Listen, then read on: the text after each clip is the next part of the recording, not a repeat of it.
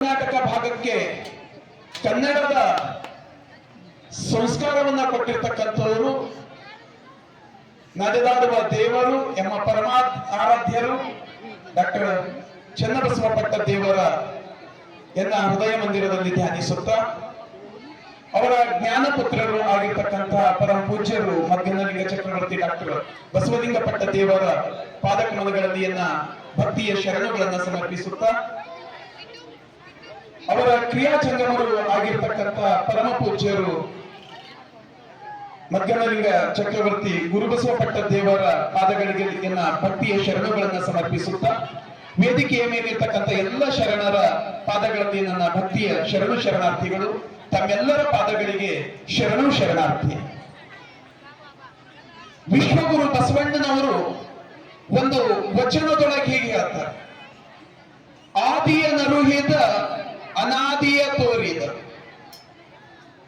ಆದಿಯ ನರುಹಿದ ಅನಾದಿಯ ತೋರಿದ, ಇಹವ ಕೆಡಿಸಿದ ಪರವ ನಿಲ್ಲಿಸಿದ ಘನವ ತೋರಿದ, ಮನವ ಸರಿಸಬಿಟ್ಟು ಅನುವ ತೋರಿದ, ಆಯತವ ಮಾಡಿ ತನುವ ಮರೆಸಿ ಮಹವನರುಹಿದ, ಹಿಂದಣ ಪೂರ್ವಾಶ್ರಯವ ಮುಂದು ಮಾಡಿ ತೋರಿದ, ಮುಂದಣ ಗತಿಯ ಸಂದೇಹವ ಬಿಡಿಸಿದ, ಕೂಡಲ ಸಂಗಮ ದೇವರಲ್ಲಿ ಪ್ರಭುದೇವರ ಶ್ರೀಪಾದಕ್ಕೆ ನಮೋ ನಮೋ ಎನ್ನುತ್ತಿದ್ದೇನು, ಪ್ರಭುದೇವರ ಶ್ರೀಪಾದಕ್ಕೆ ನಮೋ ನಮೋ ಎನ್ನುತ್ತಿದ್ದೇನು. ವಿಶ್ವಗುರು ಆಗಿರ್ತಕ್ಕಂತಹ ಬಸವ ತಂದೆಯೇ ತಮ್ಮ ವಚನದೊಳಗೆ ಹೇಳ್ತಾರೆ, ಪ್ರಭುದೇವರು ಅಂದ್ರೆ ಯಾರು ಅಂತ. ಆತ ಪ್ರಭುದೇವ ಇಡೀ 12ನೇ ಶತಮಾನದ ಶರಣರಲ್ಲಿಯೇ ಒಬ್ಬ ವಿಶಿಷ್ಟ ಶರಣ. ಯಾಕಂದ್ರ ಇಡೀ 12ನೇ ಶತಮಾನದ ಚರಿತ್ರೆಯೊಳಗೆ ಒಂದು ಜ್ಞಾನ, ಇನ್ನೊಂದು ಬೆಳಕು, ಆಧ್ಯಾತ್ಮಿಕ ವಿಕಾಸ, ಇನ್ನೊಂದು ಬದುಕಿನ ಮೌಲ್ಯ, ಇವುಗಳನ್ನ ತೋರಿಸಿರ್ತಕ್ಕಂಥ ಘನಶರಣರು ಅಲ್ಲಮ ಪ್ರಭುದೇವರು.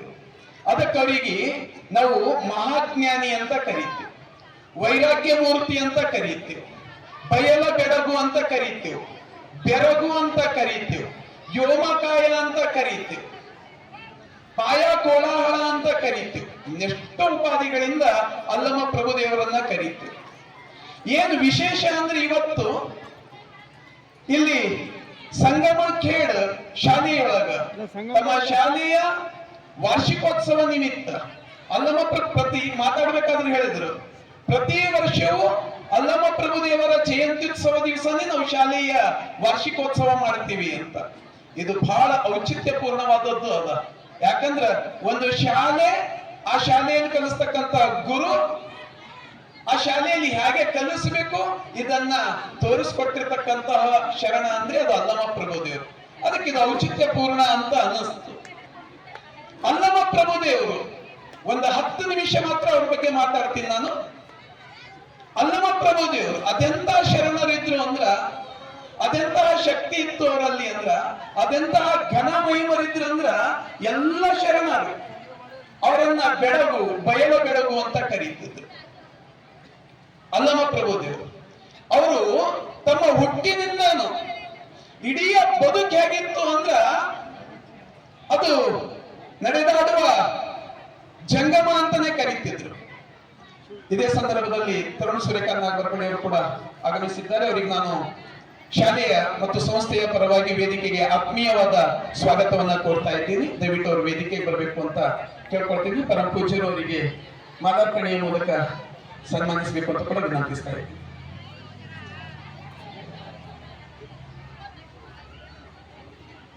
ಹನ್ನೆರಡನೆಯ ಶತಮಾನದ ಶರಣರು ನಾವು ಮೂರನ್ನ ನಮ್ಮ ಲಿಂಗಾಯತ ತತ್ವದೊಳಗ 3 ವಸ್ತುಗಳಿಗೆ ಬಹಳ ಮುಖ್ಯ: ಗುರು, ಲಿಂಗ, ಜಂಗಮ. ಬಸವಣ್ಣನವರನ್ನ ಗುರು ಅಂತ ಕರಿತೇವು, ಚನ್ನಬಸವಣ್ಣನವರನ್ನ ಲಿಂಗ ಅಂತ ಕರಿತೇವು, ಅದೇ ರೀತಿ ಅಲ್ಲಮ ಪ್ರಭುದೇವರನ್ನ ಜಂಗಮ ಅಂತ ಕರೀತೇವೆ. ಬಸವಣ್ಣನೇ ಶಿವಯೋಗಿ ಸಿದ್ದರಾಮೇಶ್ವರ ಹೇಳ್ತಾರೆ, ಬಸವಣ್ಣನೇ ಗುರು, ಚನ್ನಬಸವಣ್ಣನೇ ಲಿಂಗ, ಪ್ರಭುದೇವರೇ ಜಂಗಮ. ಇನ್ನು ಮುಂದುವರೆದ ಒಂದು ವಚನದೊಳಗೆ ಹೀಗೆ ಹೇಳ್ತಾರೆ, ಅಲ್ಲಮ ಪ್ರಭುದೇವರನ್ನ ಗುರು ಅಂತನೂ ಒಪ್ಕೊಂಡಾರ, ಅಲ್ಲಮ ಪ್ರಭುದೇವರನ್ನ ಲಿಂಗ ಅಂತನೂ ಒಪ್ಕೊಂಡಾರ. ಯಾಕಂದ್ರೆ ತನ್ನ ಕಾಯವನ್ನೇ ಲಿಂಗಮಯವನ್ನಾಗಿ ಮಾಡಿಕೊಂಡಿದ್ರು. ಅವರನ್ನ ಜಂಗಮ ಅಂತ ಕೂಡ ಒಪ್ಕೊಂಡ. ಹೀಗೆ ಗುರುವು ಲಿಂಗವೂ ಜಂಗಮವೂ ಆಗಿರ್ತಕ್ಕಂತಹ ಒಬ್ಬ ಶರಣ ಯಾರು ಅಂದ್ರೆ ಅಲ್ಲಮ ಪ್ರಭುದೇವರು. ಅದಕ್ಕೆ ಅವರು ಬದುಕಿನ ದಾರಿಯನ್ನ, ಅಲ್ಲಮ ನಡೆದ ದಾರಿಯನ್ನ ನಾನು ಏನಂತ ಕರಿತೀನಿ ಸಾಮಾನ್ಯವಾಗಿ ಅಂದ್ರ ಅದು ಜ್ಞಾನದ ದಾರಿ ಅಂತಾನೆ ಕರಿತೀನಿ. ಅಲ್ಲಮ ಪ್ರಭುದೇವರು ಹುಟ್ಟಿದ್ದು ದೂರದ ಶಿವಮೊಗ್ಗೆಯ ಬಳ್ಳಿಗಾವೆಯಿಂದ ಬನವಾಸಿಗೆ, ಅದು ಕುಂತಳ ಪ್ರದೇಶದ ಬನವಾಸಿ ಅಂತ ಕರೀತೀವಿ. ಬನವಾಸಿಯಿಂದ ಕಲ್ಯಾಣದಿಂದ ಜಗವ ಸುತ್ತಾಡಿದ 12 ವರ್ಷ. ಇಲ್ಲಿಂದ ಶ್ರೀಶೈಲಕ್ಕೆ, ಅಲ್ಲಿಂದ ಕದಳಿಗೆ ಏನು ಅವ್ರು ನಡೆದಿರೋ ದಾರಿ ಅದಲ್ಲ ಅಲ್ಲಮ ಪ್ರಭುದೇವರ ದಾರಿ, ಅದು ಜ್ಞಾನದ ದಾರಿ ಸುತ್ತ ಅವ್ರು ಎಲ್ಲೆಲ್ಲಿ ನಡೆದಾರ ಅಲ್ಲಿ ಜ್ಞಾನದ ಬೀಜಗಳನ್ನ ಬಿತ್ತ್ಯಾರ. ಅವ್ರು ಜ್ಞಾನದ ವೃಕ್ಷಗಳಾಗಿ ಬೆಳೆದು ನಿಂತಾರ ಅಲ್ಲಮ ಪ್ರಭುದೇವರು. ಅವ್ರು ಹುಟ್ಟಿರ್ತಕ್ಕಂಥದ್ದು ನಮ್ಮಲ್ಲಿ ಅವ್ರ ಬಗ್ಗೆ ಮೊದಲಿಗೆ ಚರಿತ್ರೆ ಕಟ್ಕೊಟ್ಟವ್ರು ಯಾರು ಅಂದ್ರೆ ಹರಿಹರ ಪ್ರಭುದೇವರ ರಗಳೆ ಅಂತ ಬರುತ್ತೆ. ಅದು ಆದ ನಂತರ ಪಾಲ್ಕುರಿಕೆ ಸೋಮನಾಥನ ಬಸವ ಪುರಾಣದಾಗ, ಭೀಮಕವಿಯ ಬಸವ ಪುರಾಣದಾಗ ಅಲ್ಲಮ ಪ್ರಭುದೇವರ ಒಂದಿಷ್ಟು ಚರಿತ್ರೆ ಬರ್ತದೆ. ಅಲ್ಲಮ ಪ್ರಭುದೇವರನ್ನೇ ನಾಯಕನನ್ನಾಗಿ ಮಾಡಿಕೊಂಡು ಒಂದು ಶ್ರೇಷ್ಠ ಕೃತಿಯನ್ನ ಬರೆದವರು ಚಾಮರಸ ಅಂತ, ಪ್ರಭುಲಿಂಗ ಲೀಲೆ ಅನ್ನೋ ಪುಸ್ತಕ. ಈ ಪುಸ್ತಕಗಳನ್ನ ಆಧಾರವಾಗಿ ಇಟ್ಕೊಂಡು ಒಂದೆರಡು ಮಾತು ಹೇಳ್ತೀನಿ ನಾನು. ಅಲ್ಲಮ ಪ್ರಭುದೇವರ ತಂದೆಯನ್ನ ನಿರಂಕಾರ ಅಂತ ಉಲ್ಲೇಖ ಮಾಡಿದ್ದ. ತಂದೆ ಹೆಸರು ನಿರಂಕಾರ, ತಾಯಿಯ ಹೆಸರು ಸುಜ್ಞಾನಿ ದೇವಿ. ಇದನ್ನ ನೆನ್ಪಿಟ್ಕೊಳ್ಬೇಕು. ನಾನು 10 ನಿಮಿಷದ ನಂತರ ಮತ್ತೆ ಇದಕ್ಕೆ ರಿಪೀಟ್ ಮಾಡ್ತೀನಿ. ತಂದೆ ಹೆಸರು ನಿರಹಂಕಾರ, ತಾಯಿಯ ಹೆಸರು ಸುಜ್ಞಾನಿ ದೇವಿ. ಅಂತವರ ಮಗನಾಗಿ ಹುಟ್ಟಿರ್ತಕ್ಕಂಥ ಅಲ್ಲಮ ಪ್ರಭು ಇನ್ನೊಂದ್ ಕಡೆ ಹರಿಹರ ಹಿಂಗೂ ಬರೀತಾರೆ. ಅವ್ರ ತಂದೆ ಒಂದು ಪ್ರದೇಶದ ನಾಯಕರಿದ್ರು ಅಂತಾನು ಬರೀತಾರೆ, ನಾಗವಾಸಾಧಿಪತಿ ಅಂತಾನು ಬರೀತಾರೆ. ಹೀಗಾಗಿ ತಂದೆ ಒಂದು ಪ್ರದೇಶದ ಅಧಿಪತಿ ಇದ್ದ ಸಂಬಂಧ ಅವರು ಸಾಕಷ್ಟು ವಿದ್ಯಾಭ್ಯಾಸವನ್ನ ಪಡ್ಕೊಂಡಿದ್ರು. ಅದ್ರ ಜೊತೆಯಲ್ಲಿ ಕಲಾವಿದ್ಯೆಗಳನ್ನ ಕೂಡ ಕಲ್ತಿದ್ರು, ಮದ್ದಳೆ ಬಾರಿಸ್ತಿದ್ರು. ಹೀಗೆ ಸಾಕಷ್ಟು ವಿದ್ಯೆಯನ್ನ ಪಡೆದಿದ್ರು ಅಂತ ಆ ಕೃತಿಯೊಳಗೆ ಸಿಗುತ್ತೆ. ಅದೇನೇ ಇರ್ಲಿ, ಅವ್ರ ಮುಂದಿನ ಜೀವನದ ಬಗ್ಗೆ ಒಂದೆರಡು ನುಡಿ ನೋಡ. ಇಷ್ಟ ಕಲ್ತರೂ ಕೂಡ ಅವ್ರಿಗೆ ಇನ್ನೂ ಜ್ಞಾನ ಪಡ್ಕೊಳ್ಬೇಕು ಅನ್ನೋ ಒಂದು ಹಪಾಹಪಿ. ಇದು ಪ್ರತಿಯೊಬ್ಬ ಮನುಷ್ಯನಿಗೂ ಇರಬೇಕಾಗಿರ್ತಕ್ಕಂತ ಒಂದು, ಮನುಷ್ಯನಿಗೆ ಇರ್ಬೇಕಾತನೊಳಗೆ ನಾನು ಜ್ಞಾನ ಪಡಿಬೇಕು, ನಿರಂತರ ಜ್ಞಾನ ಪಡಿಬೇಕು ಅಂತ. ಅಲ್ಲಮ ಪ್ರಭುದೇವರಿಗೆ ನಾ ಇನ್ನ ಜ್ಞಾನ ಪಡಿಬೇಕು ಅನ್ಸಿತ್ತಂತ. ಅದಕ್ಕ ಒಬ್ಬ ಸಮರ್ಥ ಗುರುವನ್ನ ಹುಡ್ಕೊಂಡು ಹೊರಟರು. ಗುರುವನ್ನ ಹುಡುಕ್ತಾ ಹೊರಟರು. ಹೊರಟಿ ಅವರು ಬನವಾಸಿಗೆ ಬಂದರು. ಬನವಾಸಿಯೊಳಗ ಒಂದು ದೇವಾಲಯ, ಮಧುಕೇಶ್ವರ ದೇವಾಲಯ. ಆ ದೇವಾಲಯದೊಳಗೆ ಇದ್ದು ಒಬ್ಬ ಗುರುವಿನ ಅರಸ್ತಾ ಅಲ್ಲೇ ಇದ್ರು. ಪ್ರತಿನಿತ್ಯ ದೇವರ ಪೂಜೆಯನ್ನ ಮಾಡ್ತಿದ್ರು, ಆ ದೇವರ ಧ್ಯಾನ ಮಾಡ್ತಿದ್ರು. ಹೇಗೆ ಧ್ಯಾನ ಮಾಡ್ತಿದ್ರು ಅಂದ್ರ ನಮ್ಮಲ್ಲಿ ಬರೀತಾರ, ಅವರು ತಮ್ಮ ಕಲೆಯ ಮೂಲಕನೇ ದೇವರ ಪೂಜೆ ಮಾಡ್ತಿದ್ರು. ಕಲೆ ಏನು ಅಂದ್ರೆ ಅವ್ರು ಮೃದಂಗ ಬಾರಿಸೋರು. ಆ ದೇವರ ಗುಡಿ ಮುಂದೆ ಮೃದಂಗವನ್ನ ಬಾರಿಸ್ತಿದ್ರು. ಯಾವ ರೀತಿ ಬಾರಿಸ್ತಿದ್ರು ಅಂದ್ರ ನಮ್ಮಲ್ಲಿ ಒಂದು ಕಡೆ ಹಿಂಗದ, ಮಧುಕರನ ಗುಡಿಯಾಗ ಬನವಾಸಿ ಊರಾಗ ಮನವಿಟ್ಟು ಮದ್ದಳೆ ಬಡದಾನ ಅಲ್ಲಮ ಜನಮನದ ಬನದಾಗ ಝೇಂಕಾರ. ಮಧುಕರನ ಗುಡಿಯೊಳಗ ನಿತ್ಯ ಮದ್ದಳೆಯನ್ನ ಬಡಿತಾ ಆ ದೇವರನ್ನೇ ಒಲಿಸ್ಕೊಳ್ಳಕ್ ಪ್ರಯತ್ನ ಮಾಡ್ತಿದ್ರಂತ. ಅದು ಹೇಗಿತ್ತು ಬಡಿಯೋ ರೀತಿ ಅಂದ್ರೆ ಮದ್ದಳೆ ಬಾರಿಸೋದು. ನಮ್ಮಲ್ಲಿ ಹೀಗದ, ಯಾವುದೇ ಕಾಯಕ ಮಾಡ್ರಿ ನೀವು ಭಕ್ತಿ ಪೂರ್ಣವಾಗಿ ಮಾಡಿದ್ರಿ ಅಂದ್ರ ಅದ್ರೊಳಗೆ ದೇವರು ನೆಲೆಸ್ತಾನ. ಒಂದು ಮಾತದ, ಈಗ ಯಾವ್ದ್ರೊಳಗೂ ಭಕ್ತಿ ಇರಬೇಕು. ಈಗ ಅಡಿಗೆ ಮಾಡ್ತಾ ಇರ್ತೀವಿ, ಅಡಿಗೆ ಮಾಡೋದ್ರೊಳಗೆ ಭಕ್ತಿ ಇತ್ತಂದ್ರೆ ಅಡಿಗೆ ಒಳಗೆ ರುಚಿ ಬರ್ತದೆ. ಅಪ್ಪಾಜಿಯವ್ರು ಮಾತಾಡ್ಬೇಕಾದ್ರೆ ಬಹಳ ಸತಿ ಹೇಳ್ತಾರೆ, ಯಾವುದೇ ಕಾಯಕ ಮಾಡ್ತೀವಿ, ಕಾಯಕದೊಳಗೆ ಭಕ್ತಿ ಇತ್ತಂದ್ರೆ ಪರಿಪೂರ್ಣತೆ ಸಿಗ್ತದೆ, ಸಫಲ ಆಗ್ತೀವಿ. ಅದಕ್ಕ ಊಟ ಮಾಡೋದ್ರೊಳಗೆ ಭಕ್ತಿ ಇತ್ತಂದ್ರೆ ರುಚಿ ಹತ್ತು, ಭಕ್ತಿ ಇರಬೇಕಂತ. ಈತ ಎಷ್ಟು ಭಕ್ತಿಯಿಂದ ಆ ದೇವರನ್ನ ಒಲಿಸ್ಕೊಳ್ಳಕ್ ಅಲ್ಲಮ ಪ್ರಭುದೇವ ಮದ್ದಳೆಯನ್ನ ನುಡಿಸ್ತಾ ಇದ್ದ ಅಂದ್ರ ಅದನ್ನ ಒಂದು ಕಡೆ ಜನಪದ ಕವಿಗಳಿಗೆ ಹೇಳ್ತಾರೆ. ಕಲ್ಲು ಕಲ್ಲಿನ ಒಳಗ ಗಲ್ಲೆನ್ನುವ ನಾದ, ಕಲ್ಲು ಕಲ್ಲಿನ ಒಳಗ ಗಲ್ಲೆನ್ನುವ ನಾದ, ಶಿವನೇ ಮನಸೋತು ಕೇಳ್ಯಾನ, ಶಿವನೇ ಮನಸೋತು ಕೇಳ್ಯಾನ ಅಲ್ಲಮನ ನುಡಿಗೆ ಮನಸೋತು ಮೆಚ್ಚಾನ. ಆತ ಮದ್ದಳೆಯನ್ನ ನುಡಿಸ್ಬೇಕಾದ್ರ ಕಲ್ಲು ಕಲ್ಲಿನೊಳಗೆ ನಾದ ಹೊಂತಿತ್ತು ಅಂತ. ಈತನ ಹೀಗೆ ದೇವರನ್ನ ಒಲಿಸ್ಕೊಳ್ಳಕ್ಕ ಮದ್ದಳೆಯನ್ನ ನುಡಿಸ್ತಾ ಇರಬೇಕಾದ್ರೆ ಆ ಬನವಾಸಿ ಗ್ರಾಮದ ರಾಜನ ಮಗಳು ಮಾಯಾದೇವಿ ಅಂತ ಆಕೆಯ ಹೆಸರು. ಕೆಲವೊಂದ್ ಕಡೆ ಕಾಮಲತೆ ಅಂತ ಕೂಡ ಆಕೆಯ ಹೆಸರನ್ನ ಹೇಳಿದ್ದದ. ಆಕೆ ಆ ದೇವರ ಮಧುಕೇಶ್ವರ ದೇವಾಲಯಕ್ಕೆ ಬಂದಿರ್ತಾಳ. ಅಲ್ಲಮ ಪ್ರಭುದೇವರನ್ನ ನೋಡಿ ಮೋಹಕ್ಕೊಳಗಾಗ್ತಾಳ. ನಾನ್ ನಿನ್ನ ಮದುವೆ ಆಗ್ತೀನಿ ಅಂತ ಹೇಳ್ತಾಳ. ಸಿಂಪಲ್ ಆಗಿ ಹೇಳಿ ಮುಗಿಸ್ತೀನಿ. ಈತ ಆ ಮಾಯೆಯನ್ನ ದೂರೀಕರಿಸ್ತಾನ. ಅದಕ್ಕೆ ಆತನನ್ನ ಮಾಯಾ ಕೋಲಾಹಲ ಅಂತ ಕರೀತಾರೆ. ಆತ ಮಾಯೆಯನ್ನ ಬಿಟ್ಟ. ಇದು ಸಾಂಕೇತಿಕ ಮಾತ್ರ. ಯಾಕಂದ್ರ ಅಲ್ಲಮ ಪ್ರಭುದೇವ ಇಡೀ ಸಂಸಾರದ ಮಾಯೆಯಿಂದ ಹೊರಗಾದವರು. ಅದಕ್ಕೆ ಅವ್ರು ಹೇಳ್ತಾರ ಮಾಯೆ ಅಂದ್ರೆ ಏನು? ಅವ್ರ ವಚನದೊಳಗೆ ಅದ. ಅವ್ರ ವಚನದೊಳಗೆ ಅದ.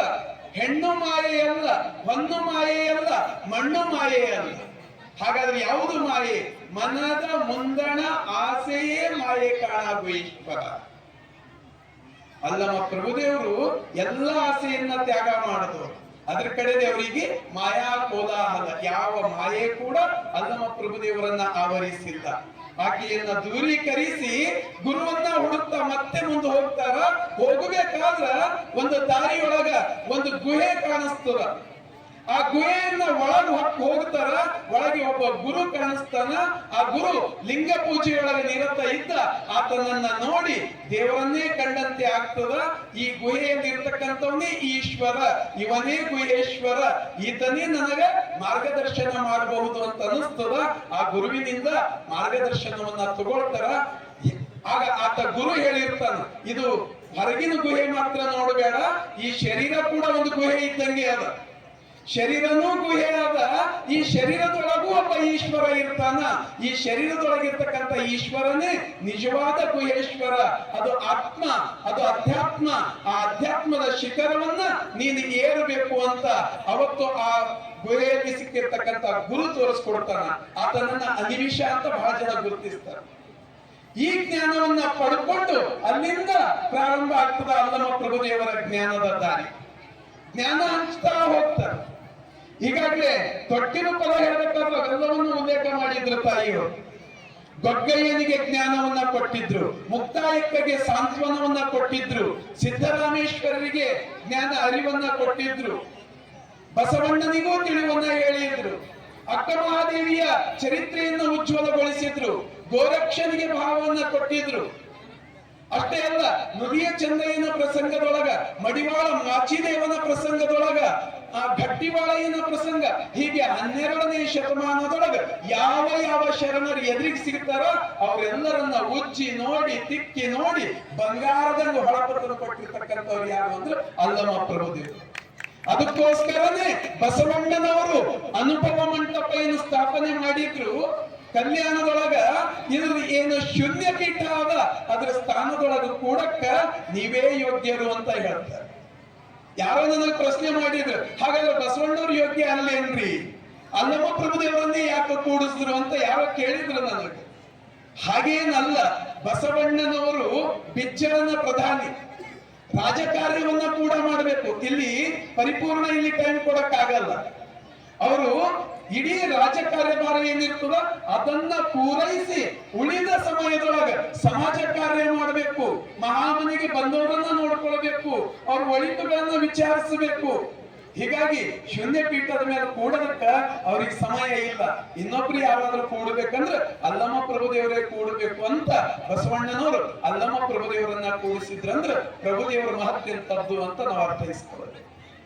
ಅವ್ರು ಹೊರಟಿರುವ ದಾರಿಯೊಳಗ ಎಷ್ಟು ಹೇಗೆ ತಿದ್ದುತ್ತಾ ಹೋಗ್ತಾರ ಅಂದ್ರೆ, ಅವ್ರು ಬರ್ಬೇಕಾದ್ರ ದಾರಿಯೊಳಗ ಬಳ್ಳಿಗಾವಿಯಿಂದ ಕಲ್ಯಾಣಕ್ಕೆ ಬರ್ಬೇಕಾದ್ರು ಮೊದ್ಲಿಗೆ ಸಿಗ್ತಕ್ಕಂಥ ವ್ಯಕ್ತಿ ಗೊಗ್ಗಯ್ಯ. ಗೊಗ್ಗಯ್ಯ ಆದ್ರೂ ಮಹಾನ್ ಶರಣ ಆತ. ಕಾಯಕ ದಾಸೋಹ ಅವನಿಗೆ ಗೊತ್ತಿಲ್ಲದೆ ರೂಢಿಸ್ಕೊಂಡವ. ಆತಂದು ಒಂದು ಹೊಲ ಇತ್ತು, ಹೊಲದೊಳಗೆ ನಿತ್ಯ ದುಡಿತಿದ್ದ. ಬಸವಣ್ಣನವ್ರ ಕಾಯಕ ದಾಸೋಹ ಗೊತ್ತಿರ್ಲಾರ್ದೇನೆ ಆತ, ಅವನಿಗೆ ಗೊತ್ತಿರ್ಲಾರ್ದೇನೆ ಆ ಕೆಲಸ ಮಾಡ್ತಾ ಇದ್ದ. ತನ್ನ ಹೊಲದಲ್ಲಿ ಬೆಳೆದಿರೋದನ್ನ ನಿತ್ಯ ದಾನನೂ ಮಾಡ್ತಿದ್ದ. ಎರಡೂ ಇತ್ತ ಆತನಿಗೆ. ಹೀಗೆ ದುಡಿತಾ ಇರ್ತಕ್ಕಂಥವನು ಅಲ್ಲಮ ಪ್ರಭುದೇವರು ಕಲ್ಯಾಣಕ್ಕೆ ಬರಬೇಕಾದ್ರೆ ಆ ದಾರಿಯೊಳಗೆ ನಿಂತು ನೀರು ಕುಡಿಬೇಕಂತ ಹೊಲಕ್ಕೆ ಹೋದ್ರು. ಗೊಗ್ಗಯ್ಯನನ್ನ ನೋಡಿದ್ರು. ಗೊಗ್ಗಯ್ಯ ಮಹಾನ್ ಶರಣ ಅಂತ ಅಲ್ಲಮ ಪ್ರಭುದೇವ ಅರಿವಿಗೆ ಬಂತು. ಯಾಕಂದ್ರ ಆತ ಕಾಯಕ ದಾಸೋಹ ಎರಡನ್ನ ರೂಢಿಸ್ಕೊಂಡಿದ್ದ. ತಿದ್ದಬೇಕಾದ್ರೂ ಇಂಥವನಿಗೆ ತಿದ್ದಬೇಕು ಅಂತ ಅವ್ರಿಗೆ ಅನಿಸ್ತು.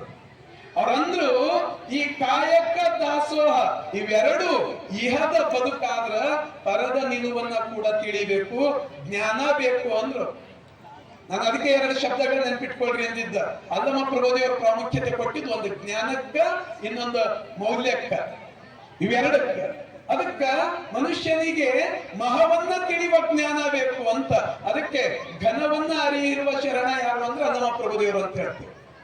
ಗೊಗ್ಗಯ್ಯನಿಗೆ ಹೇಗೆ ಹೇಳ್ತಾರೆ ನಮ್ಮಲ್ಲಿ ಒಂದು ನುಡಿಯೊಳಗೆ ಹಿಂಗೆ ಹೇಳ್ತಾರೆ, ಹಿಗ್ಗಿ ಹೊಲದ ಒಳಗ, ಗೊಗ್ಗಯ್ಯನು ಹಿಗ್ಗಿ ಹೊಲದ ಒಳಗ ಸುಗ್ಗಿ ಮಾಡುವ ರೈತ ಗೊಗ್ಗಯ್ಯಗ ಜ್ಞಾನ ಹೇಳ್ಯಾರ, ಗೊಗ್ಗಯ್ಯಗ ಜ್ಞಾನ ಹೇಳ್ಯಾರ ಪ್ರಭುದೇವ ಸಗ್ಗದ ಸುಖವಿಲ್ಲದೆ ತೋರ್ಯಾರ.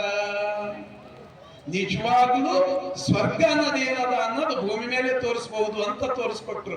ಹೇಗೆ ತೋರಿಸ್ತಾರಂದ್ರ, ಗೊಗ್ಗಯ್ಯ ನೀನು ದುಡಿ, ನಮ್ಮೆಲ್ಲರ ಬದುಕಿಗೂ ಅನ್ವಯಿಸ್ತದೆ. ನಮ್ಮೆಲ್ಲರಿಗೂ ನಾವು ಅನ್ಕೋತೇವ್ ಸತ್ಯ ಶುದ್ಧ ಕಾಯಕ ಮಾಡತ್ತಿದೇವ್ರಿ, ಮಕ್ಕಳಿಗೆ ಸಾಲಿಗೆ ಕಳಿಸ್ಲತ್ತಿದೆವು, ಚಂದ ಓದಿಸ್ಲತ್ತಿದೆವು, ಇದಕ್ಕಿಂತ ಹೆಚ್ಚಿಗೆ ಏನು ಬೇಕು? ಆದ್ರ ಅಲ್ಲಮ ಪ್ರಭುದೇವರು ಹೇಳ್ತಾರೆ, ಇಷ್ಟೇ ಅಲ್ಲ, ದುಡೀರಿ, ಚಂದ ಬದುಕ್ರಿ, ಆದ್ರ ಆತ್ಮನ ನಿಲುವನ್ನ ಕೂಡ ಅರಿಯಿರಿ. ಇದು ಅಲ್ಲಮ ಪ್ರಭುದೇವರ ನಿಲುವು. ಅವ್ರು ಹೇಳ್ತಾರ, ಅವನ ಭಾಷೆಗಳಿಗೆ ಹೇಳ್ತಾರ, ನೀನ್ ದುಡಿತಿ, ನೀನು ಹೊಲ ಮಾಡಿದಿ, ತೋಟ ಮಾಡಿದಿ, ಬೆಳಿತಿ, ಚಂದ ನೋಡ್ಕೊತಿ, ಸಸಿಯನ್ನ ಸಲುತಿ, ಆದ್ರೆ ಇದಕ್ಕೆ ಮೀರಿತು ಒಂದವ. ಅದೇನದ? ಅಧ್ಯಾತ್ಮ ಅದ. ಅದು ಹೆಂಗ್ರಿ ನನಗೆ ತಿಳಿಯುವುದು? ಅವನ ಭಾಷೆಯೊಳಗೆ ಹೇಳ್ತಾರ, ತನುವ ತೋಂಟವ ಮಾಡಿ. ನೀನೇನ್ ಈ ತೋಟ ಮಾಡ್ತಿರಲ್ಲ, ಈ ಶರೀರಕ್ಕೂ ತೋಟ ಮಾಡಬೇಕು. ತನುವ ತೋಂಟವ ಮಾಡಿ, ಮನವ ಗುದ್ದಲಿ ಮಾಡಿ, ಅಗೆದು ಕಳೆದೆನಯ್ಯ ಭ್ರಾಂತಿನ ಬೇರ. ಈ ಶರೀರಕ್ಕೂ ತೋಟ ಮಾಡ್ಬೇಕಪ್ಪ. ಮನಸ್ಸನ್ನ ಗುದ್ದಲಿ ಮಾಡಿಕೊಂಡು ನಮಗೇನು ಭ್ರಾಂತು ಕೌದಲ್ಲ ಮೈಗೆಲ್ಲ, ಆ ಭ್ರಾಂತಿನ ಬೇರನ್ನ ಕಳೆದು ಬಿಸಾಕ್ಬೇಕು, ಅಧ್ಯಾತ್ಮದ ಸಸಿಯನ್ನ ಸಲುಹಬೇಕು ಅಂತ ಅವನ ಮಾತಿನೊಳಗೆ ತಿಳಿಸಿ ಮುಂದಕ್ಕೆ ಹೋಗ್ತಾರೆ. ಮುಕ್ತಾಯಕ್ಕ ಸಿಕ್ಕಳು ಆಕೆಯ ಮಾತಿನೊಳಗೆ ಸಾಂತ್ವನ ಹೇಳ್ತಾರೆ. ಅಜಗಣ್ಣ ಹೋದ ಅಂತ ಹೇಳಿ ಯಾಕೆ ಚಿಂತಿಸ್ತಿ? ಆತ ಐಕ್ಯದ ಪರಮಾವಧಿಯನ್ನ ಮೀರಿರ್ತಕ್ಕಂಥ ಶರಣ. ಆತನ ಆಕೆಯ ಭಾಷೆಯೊಳಗೆ ತಿಳಿಸ್ಕೊಡ್ತಾರೆ. ಮುಂದೆ ಹೋಗ್ತಾರ ಸಿದ್ದರಾಮನ ಹತ್ರಕ್ಕ. ಸಿದ್ದರಾಮೇಶ್ವರರು ಅವರು ಇಡೀ ಸೊನ್ನಲಿಗೆಯೊಳಗ ಗುಡಿ ಗುಂಡಾರಗಳನ್ನ, ಕೆರಿಗಳನ್ನ, ಅರವಟ್ಟಿಗೆಗಳನ್ನ ಎಲ್ಲ ಮಾಡಿ ಮೆರಿತಾ ಇರ್ತಾರೆ, ಉದ್ದಂಡನಾಗಿ ಆಳ್ತಾ ಇರ್ತಾರೆ. ಅಲ್ಲಿ ಹೋದಾಗ ಅಲ್ಲಮ ಪ್ರಭುದೇವರಿಗೆ ಅನ್ನಿಸ್ತದ, ಜ್ಞಾನ ಕೊಡ್ಬೇಕಾದ್ರೆ ಇಂಥ ಮನುಷ್ಯರಿಗೆ ಕೊಡಬೇಕು. ಯಾಕಂದ್ರ ಈತನಿಗೆ ಅರಿವದ, ಆಲ್ರೆಡಿ ಈತ ಲೋಕೋಪಕಾರಿ ಕಾರ್ಯದೊಳಗದ, ಈತನಿಗೆ ಭೂತಂಗಗಳ ಅನುಕಂಪೆ ಅದ, ಈತ ಲೋಕಹಿತ ಕಾರ್ಯಗಳನ್ನ ಮಾಡತನ, ಕೆರಿ ಕಟ್ಟಿಸ್ಲತನ, ಜನರಿಗೆ ಬೇಕಾಗಿರ್ತಕ್ಕಂಥ ಗುಡಿ ಗುಂಡಾರಗಳನ್ನ ಮಾಡತನ, ಎಲ್ಲರಿಗೆ ದಾಸೋಹ ಮಾಡತನ, ಅರವಟ್ಟಿಗೆ ಅಂದ್ರೆ ಅನ್ನ ಕೊಡ್ತಕ್ಕಂಥ ಜಾಗ, ಇವೆಲ್ಲವನ್ನ ಮಾಡತನ. ಆದ್ರೆ ಈತನಿಗೂ ಅಧ್ಯಾತ್ಮದ ಜ್ಞಾನ ಕೊಡಬೇಕು. ಆತನ ಭಾಷೆಯೊಳಗೆ ಹೇಳ್ತಾರಲ್ಲಮ್ಮ ಪ್ರಭುದೇವರು, ಏನಪ್ಪ ನೀ ಕೆರಿ ಕಟ್ಲತ್ತಿದಲ್ಲ, ಕಲ್ಲಿನಿಂದ ಕಟ್ಟಿ ಕಟ್ಲತ್ತಿದಲ್ಲ, ಒಳಗೆ ನೀರು ತುಂಬಿ ಎಲ್ಲರಿಗೂ ಅವಕಾಶ ಮಾಡ್ಕೊಳ್ಳತ್ತಿದೆಯಲ್ಲ. ಇದೇ ಸಂದರ್ಭದಲ್ಲಿ ಕಾರ್ಯಕ್ರಮದ ಉದ್ಘಾಟನೆಯನ್ನ ಮಾಡಲಿರ್ತಕ್ಕಂಥ ಶರಣರಾಗಿರ್ತಕ್ಕಂಥ ಶಿವಾನಂದ ಪಾವಡ್ ಶೆಟ್ಟಿಯವರು, ಡಿವೈಎಸ್ಪಿ ಭಾರತಿಯವರು ಕೂಡ ಆಗಮಿಸಿದ್ದಾರೆ. ಅವರಿಗೆ ನಾನು ವೇದಿಕೆಗೆ ತುಂಬುವುದರಿಂದ ಸ್ವಾಗತವನ್ನ ಕೋರ್ತೀನಿ.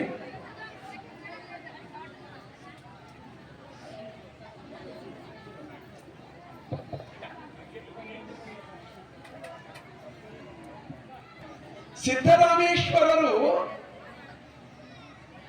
ಅದಕ್ಕೊಂದು ಮಾತದ, ಭೂತಂಗಳ ಅನುಕಂಪೆ ಅಂತಂದ್ರೆ ಎಲ್ಲಾ ಜೀವಿಗಳ ಮೇಲೆ ಅವರಿಗೆ ಅನುಕಂಪೆ ಅದ ಸಿದ್ದರಾಮೇಶ್ವರಿ.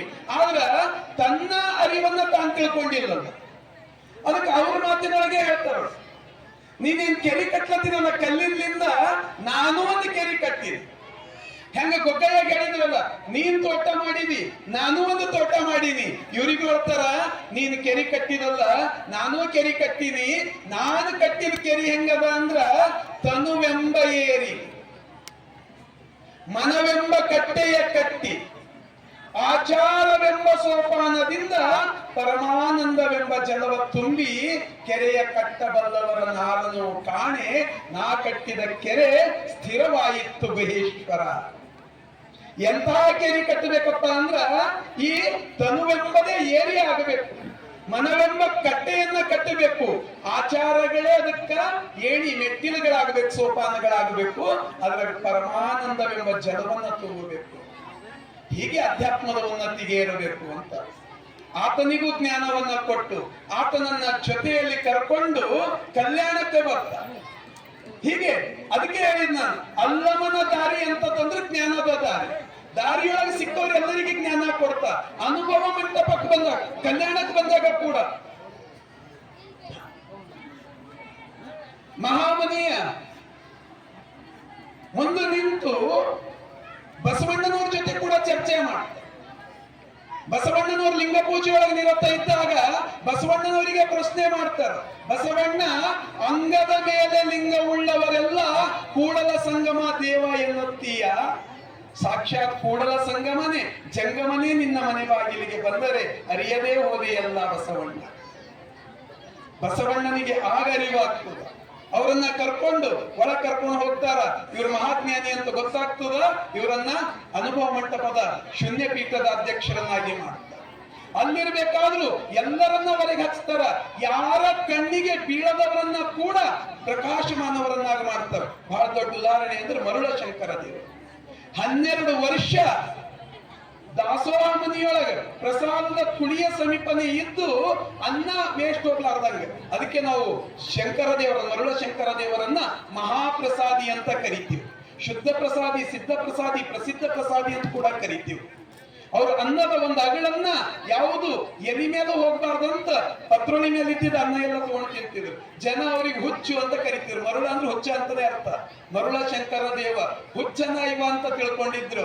ಆದ್ರೆ ಅಲ್ಲಮ ಪ್ರಭುದೇವರು ಹೇಳ್ತಾರ, ಆತ ಮರುಳ ಅಲ್ಲ ಅಂತ, ಹುಚ್ಚಲ್ಲ ಆತ, ಆತ ಮಹಾಪ್ರಸಾದಿ. ಅದಕ್ಕೆ ಹೇಳ್ತಾರ ಅವರು, ಏನ್ ಹೇಳ್ತಾರಂದ್ರೆ, ಒಂದು ಬಾಗಿಲ ಸಂಧಿಯಲ್ಲಿರ್ತಕ್ಕಂಥ ಮಾಣಿಕ್ಯವನ್ನ ನಾನು ಕಂಡೀನಿ ಅಂತ ಅದನ್ನ ಜಗತ್ತಿಗೆ ಪರಿಚಯ ಮಾಡಿಕೊಟ್ಟದ್ದು ಯಾರು ಅಂದ್ರೆ ಅಲ್ಲಮ ಪ್ರಭುದೇವರು. ಅಕ್ಕ ಮಹಾದೇವಿಯನ್ನ ಜಗತ್ತಿಗೆ ಪರಿಚಯ ಮಾಡಿಕೊಟ್ಟಿದ್ದು ಯಾರು ಅಂದ್ರೆ ಅಲ್ಲಮ ಪ್ರಭುದೇವರು. ಅದಾದ ನಂತರ ಒಂದು 12 ವರ್ಷ ಜಗತ್ತಿಗೆ ಸುತ್ತಾಡಕ್ ಹೋಗಿರ್ತಾರ. ಅಲ್ಲಿ ಬಹಳಷ್ಟು ಜನರಿಗೆ ಜ್ಞಾನ ಕೊಡ್ತಾರೆ. 12 ವರ್ಷದ ನಂತರ ಬಂದಾಗ ಬಸವಣ್ಣನವರು ಕಲ್ಯಾಣವನ್ನ ಬಹಳ ದೊಡ್ಡ ಕ್ಷೇತ್ರ ಮಾಡಿ ಇರ್ತಾರೆ. 1,96,000 ಜಂಗಮರು ಎಲ್ಲ ನೋಡಿದ್ರೆ ಆ ಕಡೆ ಎಲ್ಲಾ ಕಡೆ ದಾಸೋಹ, ಊಟ, ಅದು ಇದು. ಅಲ್ಲಮ ಪ್ರಭುದೇವರಿಗೆ ಅನಿಸ್ತದ ಇದು ಜಾತ್ರೆ ಸೇರ್ಯದ ಅಂತ. ಬಸವಣ್ಣನವರಿಗೂ ಪರೀಕ್ಷೆ ಮಾಡ್ತಾರೆ. ನನಗೂ ಹಸಿವಾಗಿ ಅದು ಊಟ ಕೊಡ್ತೀಯೇನು ಅಂತ. ಇದೊಂದು ಕಡೆ ಉಲ್ಲೇಖ ಬರ್ತದೆ. ಬಸವಣ್ಣನವ್ರು ಊಟ ಕೊಡ್ತಾರೆ, ಅವ್ರು ಊಟ ಮಾಡ್ತಾರೆ, ಇನ್ನೂ ಹಸಿವಾಗಿ ಅದ, ಇನ್ನೂ ತಂದು ಕೊಡ್ತಾರೆ. ಇಡೀ ಮಹಾಮನಿ ಖಾಲಿ ಆಗ್ತದಂತ. ಆದ್ರೆ ಅಲ್ಲಮ ಪ್ರಭುದೇವ್ರ ಹಸಿವೆ ತೀರಲ್ಲ.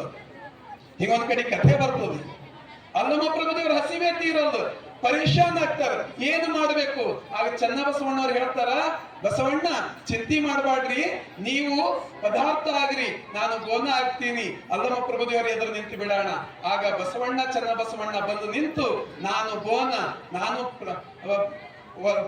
ಪದಾರ್ಥ, ನಮ್ಮನ್ನೇ ಸ್ವೀಕಾರ ಮಾಡ್ರಿ ಅಂತ ಒಪ್ಪಿಸ್ಕೊಂಡು ಬಿಡ್ತಾರ. ಆಗ ಅಲ್ಲಮ ಪ್ರಭುದೇವ್ರ ಹಸಿವು ತೀರ್ತದಂತ. ಇವೆರಡು ಉದ್ದೇಶ. ಇದ್ರ ಉದ್ದೇಶ ಏನು ಅಂದ್ರ, ಯಾವ ಮನುಷ್ಯ ಜ್ಞಾನದ ಎದುರು ತಲೀಬಾಗ್ತಾನಲ್ಲ ಅವನು ತಾನೇ ದೊಡ್ಡವಾಗ್ತಾನ. ಅದಕ್ಕ ಅಲ್ಲಮ ಪ್ರಭುದೇವ್ರ ಜೀವನದಿಂದ ಏನು ಗೊತ್ತಾಗ್ತದ ನಮಗಂದ್ರು, ಒಂದು ಜ್ಞಾನ, ಇನ್ನೊಂದು ವಿನಯ. ಇವೆರಡು ಇತ್ತಂದ್ರೆ ಮಾತ್ರ ನಾವು ದೊಡ್ಡ ವ್ಯಕ್ತಿಯಾಗಿ ಬೆಳಿಲಕ್ ಸಾಧ್ಯ ಅದ. ಇದನ್ನೇ ಅಲ್ಲಮ ಪ್ರಭುದೇವರು ತಮ್ಮ ವಚನದೊಳಗೆ ಹೇಳ್ತಾರೆ, ಜ್ಞಾನನೇ ಎಲ್ಲಕ್ಕಿಂತ ದೊಡ್ಡದು ಅಂತ. ಭೂಮಿ ನಿನ್ನದಲ್ಲ, ಹೇಮ ನಿನ್ನದಲ್ಲ, ಕಾಮಿನಿ ನಿನ್ನವಳಲ್ಲ. ಹಾಗಾದ್ರೆ ಯಾವುದು ನನ್ನದು? ನಿನ್ನೊಡವೆ ಎಂಬುದು ಜ್ಞಾನರತ್ನ ನೋಡ, ಇಂತಿಪ್ಪ ಜ್ಞಾನರತ್ನವ ಕೆಡಗೊಡದೆ ನೀನು ಅಲಂಕರಿಸಿದೆಯಾದಡೆ ನಿನ್ನಿಂದ ಅಧಿಕರಿಲ್ಲ ನೋಡ ಗುಹೇಶ್ವರ. ಅಂದ್ರ ಯಾವುದು ಎಲ್ಲಕ್ಕಿಂತ ದೊಡ್ಡದು ಅಂದ್ರೆ ಜ್ಞಾನನೇ ಎಲ್ಲಕ್ಕಿಂತ ದೊಡ್ಡದು. ಜ್ಞಾನನೇ ಶ್ರೇಷ್ಠವಾದ ರತ್ನ. ಆ ಜ್ಞಾನವನ್ನ ಕೊಡ್ತಕ್ಕಂಥ ಕೆಲಸ ಇಡೀ ಜಗತ್ತಿನ ತುಂಬಾ ನಡೀಬೇಕು ಅಂತ. ಅದು ಇವತ್ತು ನಮ್ಮ ಈ ಶಾಲೆ, ನಮ್ಮ ಗುರುಕುಲಗಳು ಇದನ್ನ ಮಾಡ್ತಾ ಇರ್ತಾರೆ. ಅದಕ್ಕ ಜ್ಞಾನ ದೊಡ್ಡದು ಅಂತ. ಅದಕ್ಕ ಇನ್ನೊಂದು ಏನು ಮಾಡ್ಬೇಕು? ಅಲ್ಲಮ ಪ್ರಭುದೇವ್ರ ಇನ್ನೊಂದು ವಚನ ಹೇಳಿ ನಿಲ್ಲಿಸ್ಬಿಡ್ತೀವಿ. ಇನ್ನೊಂದು ವಚನದೊಳಗೆ ಅಲ್ಲಮ ಪ್ರಭುದೇವ್ರು ಹೀಗೆ ಹೇಳ್ತಾರ, ಒಬ್ಬ ಗುರು ಹೇಗಿರ್ಬೇಕು ಅಂತ. ಅಯ್ಯ, ನೀ ನಿನಗೆ ಗುರು ಅಪ್ಪಡೆ, ನಾನಿನಗೆ ಶಿಷ್ಯನಪ್ಪಡೆ ಎನ್ನ ಕರ್ಣಾದಿ ಗುಣಗಳ ಕಳೆದು ಎನ್ನ ಕಾಯದ ಕರ್ಮವ ತೊಡೆದು ಎನ್ನ ಉಸಿರಿನ ಧರ್ಮವ ನಿಲ್ಲಿಸಿ ನೀನೆನ್ನ ಕಾಯದ ಲಡಗಿ ನೀನೆನ್ನ ಪ್ರಾಣದ ಲಡಗಿ ನೀನೆನ್ನ ಭಾವದ ಲಡಗಿ ನೀನೆನ್ನ ಕರಸ್ಥಲಕ್ಕೆ ಬಂದು ಕಾರುಣ್ಯವ ತೋರಾಗು ಈಶ್ವರ. ಏನಿದ್ರ ಅರ್ಥ? ಅಲ್ಲಮ್ಮ ಪ್ರಭುದೇವರು ಹೇಳ್ತಾರ, ಈ ಮನುಷ್ಯನ ಶರೀರದ್ದು ಕರ್ಣಾದಿ ಗುಣಗಳನ್ನ ಕಳಿಬೇಕಾದ್ರ ಆ ದೇವರಿಂದನೂ ಸಾಧ್ಯ ಇಲ್ಲ. ಕರ್ಣಾದಿ ಗುಣ ಅಂದ್ರೆ ಏನು? ಇದು ಹೇಳ್ತೀವಲ್ಲ, ಕಾಮ, ಕ್ರೋಧ, ಲೋಭ, ಮದ, ಮತ್ಸರ ಇವೆಲ್ಲ ಇರ್ತಾವಲ್ಲ, ಅರಿಷಟ್ ವರ್ಗಗಳು ಮನುಷ್ಯನೊಳಗೆ ತುಂಬಿಕೊಂಡಿರ್ತಾವ. ಇವುಗಳನ್ನ ಕಳಿಬೇಕಾದ್ರೆ ಆ ದೇವರಿಂದನೂ ಸಾಧ್ಯ ಇಲ್ಲ. ಯಾರಿಂದ ಸಾಧ್ಯ ಅದ ಅಂದ್ರೆ ಅದು ಗುರುಗಳಿಂದ ಮಾತ್ರ ಸಾಧ್ಯ ಅದ. ಅಂದ್ರೆ ಗುರು ಎರಡೇ ಕೆಲಸ ಮಾಡಬೇಕು, ಒಂದು ಜ್ಞಾನ ಕೊಡಬೇಕು, ಇನ್ನೊಂದು ನಮ್ಮಲ್ಲಿರ್ತಕ್ಕಂಥ ದುರ್ಗುಣಗಳನ್ನ ಕಳಿಬೇಕು. ಅಂದ್ರೆ ಮೌಲ್ಯದ ಬದುಕನ್ನ ಕೊಡಬೇಕು. ಅಂತ ಎರಡೂ ಕೆಲಸಗಳನ್ನ ಮಾಡ್ತಕ್ಕಂತಹ ಜವಾಬ್ದಾರಿ ನಮ್ಮೆಲ್ಲರ ಮೇಲದ. ಈ ಕೆಲಸ ಈಗ ಈ ಕಲಿಯುಗದಲ್ಲಿ ಮಾಡ್ತಕ್ಕಂಥದ್ದು ಯಾವುದು ಅಂದ್ರೆ ನಮ್ಮ ಭಾಲ್ಕಿ ಹಿರೇಮಠ. ಭಾಲ್ಕಿ ಹಿರೇಮಠ ಸಂಸ್ಥಾನದ ಅಡಿಯೊಳಗ ಎಷ್ಟು ಶಾಲಾ ಕಾಲೇಜುಗಳು ನಡೀತಾವ. ಇವತ್ತಿದು ಕೇಳ ಸಂಗಮ್ ಖೇಡ್ ಎಷ್ಟು ಸುಂದರವಾಗಿರ್ತಕ್ಕಂಥ ಪ್ರದೇಶ.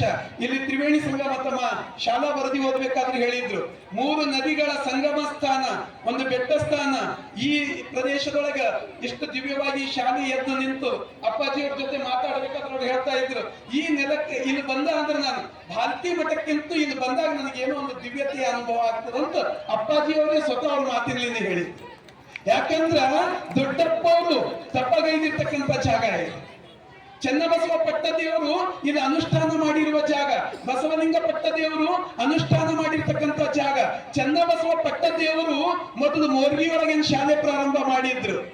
ಅಲ್ಲಿ ಸಮಸ್ಯೆ ಬಂದಾಗ, ಅಲ್ಲಿ ನಿಜಾಮ ಆಡಳಿತ ಶಾಹಿಯಿಂದ ಸಮಸ್ಯೆ ಬಂತು, ಅಲ್ಲಿ ಅವಕಾಶ ಇರ್ಲಾರ್ದಾಗ ಅವರು ಆರಿಸ್ಕೊಂಡಿರ್ತಕ್ಕಂಥ 2ನೇ ಸ್ಥಳ ಯಾವ್ದಾದ್ರು ಇದ್ರೆ ಅದು ಈ ಜಾಗ ಅದ, ಸಂಗಮ ಖೇಡ ಜಾಗ ಅದ. ಇದು ಪೂಜ್ಯರು ಈ ಸ್ಥಳದೊಳಗೆ ಸ್ವತಃ ಕೈಯಿಂದ ರೊಟ್ಟಿ ಬಡಿದು ಮಕ್ಕಳಿಗೆ ಕೊಟ್ಟಿರ್ತಕ್ಕಂಥ ಜಾಗ ಅದ. ಮಕ್ಕಳ ಹಸಿವನ್ನ ತೀರಿಸಿದ ಜಾಗ ಅದ, ಮಕ್ಕಳ ಜ್ಞಾನದ ಹಸಿವನ್ನ ತೀರಿಸಿದ ಜಾಗ ಅದ. ಇಂಥ ಜಾಗದೊಳಗೆ ನಾವು ನಮ್ಮ ಮಕ್ಕಳಿಗೆ ಶಾಲೆ ಕಳಿಸ್ತಾ ಇದ್ದೀವಲ್ಲ, ಈ ಶಾಲೆ ನಿರಂತರ ಕೆಲಸ ಮಾಡುತ್ತೆ. ಯಾವ್ದು ಅಲ್ಲಮ್ಮ ಪ್ರಭುದೇವರು ಹೇಳ್ಯಾರಲ್ಲ, ಜ್ಞಾನದ ಹಸಿವನ್ನ ತೀರಿಸೋದು, ಅಧ್ಯಾತ್ಮದ ಹಸಿವನ್ನ ತೀರಿಸೋದು, ಅದು ನಮ್ಮ ಶಾಲೆ ಮಾಡತ್ತದ. ಇವತ್ತು ಈ ಗುರುಕುಲ ಶಾಲೆ ಮಾಡತ್ತದ. ಅದಕ್ಕ ಮಕ್ಕಳಿಗೆ ಇವೆರಡನ್ನೂ ನಾವು ಒದಗಿಸ್ಕೊಡೋ ಶಾಲೆಗಳನ್ನೇ ಆಯ್ಕೆ ಮಾಡ್ಕೊಳ್ಬೇಕು. ಅದನ್ನ ನೀವೆಲ್ಲ ಆಯ್ಕೆ ಮಾಡ್ಕೊಂಡಿದ್ರಲ್ಲ, ನೀವೇ ಸುದೈವಿಗಳು ಅಂತ ನಾನು ತಿಳ್ಕೊಂಡಿದ್ದೀನಿ. ಅದಕ್ಕ ಇನ್ನು ಮುಂದೆ ಕೂಡ ಇದು ಹೀಗೆ ನಡೀಲಿ, ಈ ಶಾಲೆ ನಿರಂತರ ಅಭ್ಯುದಯದೆಡೆಗೆ ಸಾಗಲಿ. ಪೂಜ್ಯರ ಕೃಪಾಶೀರ್ವಾದ ಇದ್ಮೇಲೆ ಸಾಗೇ ಸಾಗ್ತದೆ. ಸೊ ನಾವು ಕೂಡ ಇದಕ್ಕ ತನುಮನ ಧನದಿಂದ ಸೇವೆಯನ್ನ ಸಲ್ಲಿಸಬೇಕಾಗ್ತದ. ಆ ನಿಟ್ಟಿನೊಳಗೆ ನಿಮ್ಮೆಲ್ಲರ ಸಹಕಾರ ಇರ್ತದ ಅಂತ ಭಾವಿಸಿ ನನಗೆ ಮಾತಾಡಕ್ಕೆ ಅವಕಾಶ ಕೊಟ್ಟಿದ್ರಿ.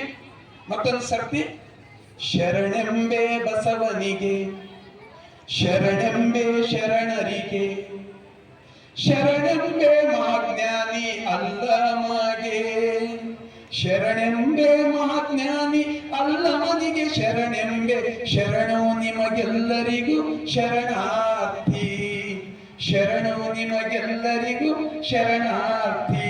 ವೇದಿಕೆ ಮೇಲಿರ್ತಕ್ಕಂಥ ಎಲ್ಲರಿಗೂ ಭಕ್ತಿಪೂರ್ವಕ ಶರಣು ಶರಣಾರ್ಥಿ.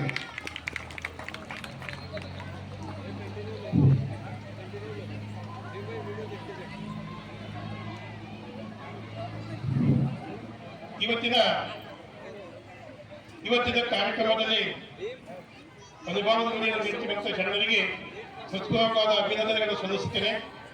ಇವತ್ತಿನ ಕಾರ್ಯಕ್ರಮದ ಉದ್ಘಾಟಕರಾಗಿ ಆಗಮಿಸಿರ್ತಕ್ಕಂಥ ಶರಣ ಶ್ರೀ ಶಿವಾನಂದ ಪವಾರ್ ಶೆಟ್ಟಿ ಸರ್ ಅವರು, DYSP ಭಾಲ್ಕಿ ಇವರು ಹಾಗೂ ತರುಣ್ ಸೂರ್ಯಕಾಂತ್ ನಾಗವಲ್ಪರಿ ಅವರು ಈ ಕಾರ್ಯಕ್ರಮವನ್ನು ಉದ್ಘಾಟನೆಯನ್ನು ನೆರವೇರಿಸಿಕೊಳ್ಬೇಕಂತ ಕಳಕಳಿಯ ಮನವಿಯನ್ನು ಮಾಡಿಕೊಡ್ತಾರೆ.